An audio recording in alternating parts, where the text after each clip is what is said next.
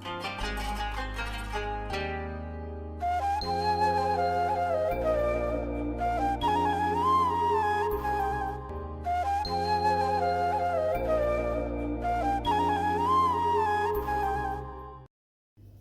عليكم ورحمة الله وبركاته. اللهم صل وسلم وبارك على سيدنا محمد. ازيكم حبايبي؟ وحشتوني. النهارده هنعمل مع بعض الاسكالوب بانيه او البوفتيك. طبعا بيبقى في رمضان، طبعا احنا بنحبه في سفرة رمضان. بصوا، بنجيب وش الفخده او الانتركوت، يعني بس وش الفخده بيبقى انعم يعني شويه. هنتبله مع بعض تتبيله كويسه قوي تخلي الكفر بتاعه ما يطلعش من عليه. اول حاجه هنجيب ميه بصل، دي بصلايه انا واخده الميه بتاعتها بس. وهناخد معلقه كمون، مش هنكتر كمون عشان ما يغيرش طعم اللحمه وفي نفس الوقت ما يمررش. الفلفل الاسود اساسي، معلقه ملح،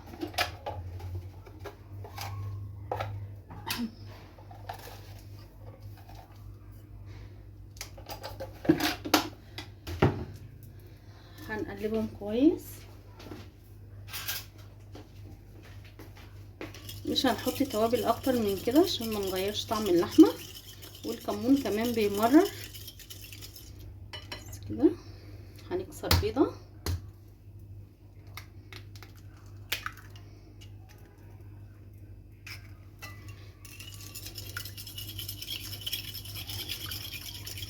هنقلبها كويس.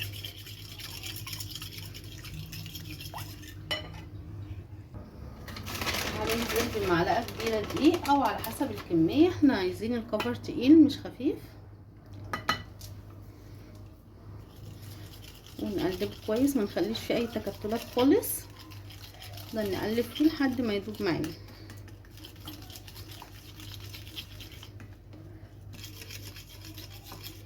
كده بصوا القوام بتاعه، انا عايزاه يبقى ماسك في قطعه اللحمه، يعني عايزه الكفر ده يبقى ماسك في قطعه اللحمه. هننزل بالبفتيك بتاعنا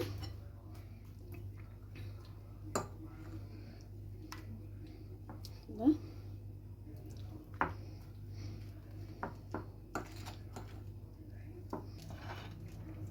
هننزل بقطعه كمان.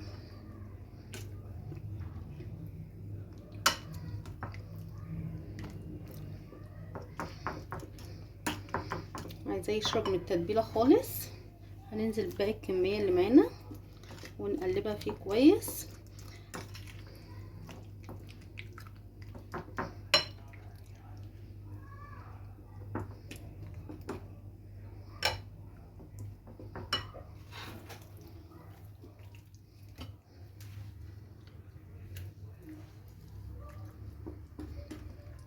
هننزل بالكميه كلها.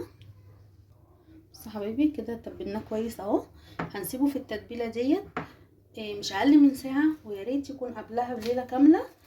هنغطي الطبق بالاسترتشات ونغطيه ونحطه في التلاجة.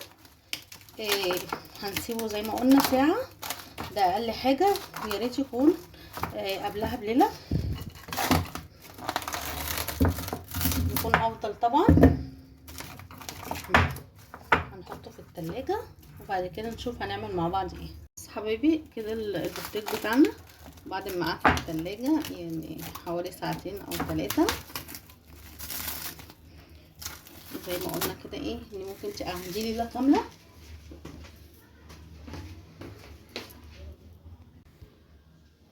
بس حبايبي كده البفتيك بتاعنا بعد ما قعد في التتبيله حوالي 3 ساعات او اكتر. هنحضر بقسماط ناعم،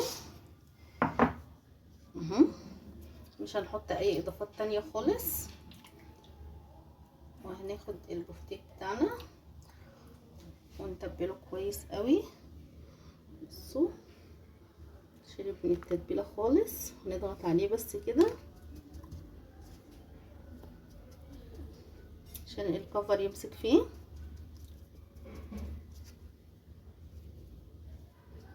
هنكون حاطين على النار طاسه فيها زيت. طبعا كميه الزيت تكون كويسه عشان يستوي. نعمل مع بعض واحده كمان اهي. كده الزيت بتاعنا سخن، هننزل بالبفتيك زي ما قلنا، يكون الزيت كويس يعني مغطيه.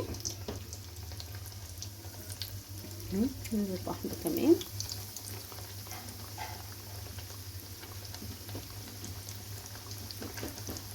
مش هنقلبه خالص غير لما ياخد لون. طبعا النار متوسطه ولا عاليه قوي عشان ما يستويش من الحروف ويبقى نايم من النص.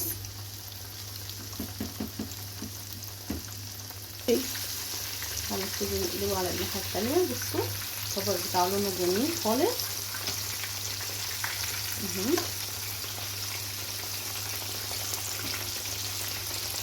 طبعا لو حابه ان انت تغمقيها اكتر من كده مفيش مشكله. رايكم؟ اظن مفيش اسهل من كده ولا ابسط من كده. هحط واحده هنا كمان.